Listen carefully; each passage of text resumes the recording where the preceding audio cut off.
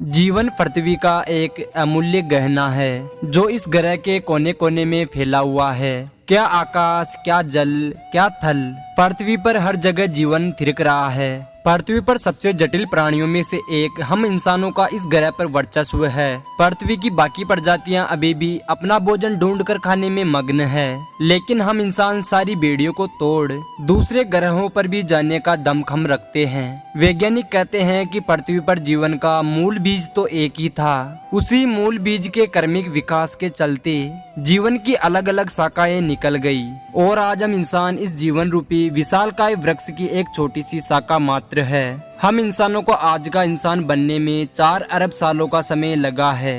आज इस ग्रह पर हम इंसानों का वर्चस्व न होता अगर हमारे पूर्वज प्रकृति की मार को सहते हुए नेचुरल सिलेक्शन को न अपनाते।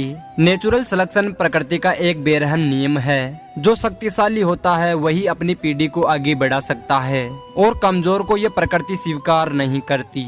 नेचुरल सिलेक्शन को कछुए के इन बच्चों से समझते हैं। कछुए हमेशा अपने अंडों को समुद्री जीवों से सेफ रखने के लिए समुद्र से दूर एक सुनसान जगह चुनते हैं और समुद्र से दूर कछुए अपने अंडों को रेत के अंदर दबा देते हैं ताकि जमीन के ऊपर मौजूद कोई जानवर उनके अंडों को ना खा जाए। जब ये पोषित हो जाते हैं और इनसे बच्चे बाहर निकलते हैं तो प्रकृति बाहें फैलाकर इनका स्वागत करती है। लेकिन इन कछुओं को इस प्रकृति का आनंद उठाना है तो इनको एक कड़ी परीक्षा से होकर गुजरना होगा।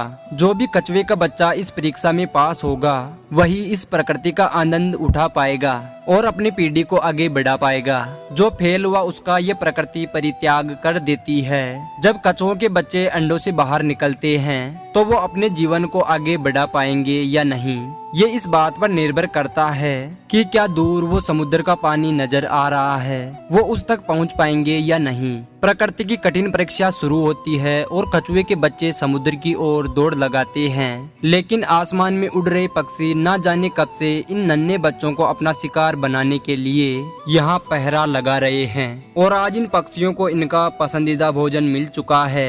पक्षी इन कछुए के बच्चों पर हमला कर देते हैं। अब इन कछुए के नन्हे बच्चों को अपनी मंजिल तक पहुंचने के लिए काफी तेज दौड़ना होगा।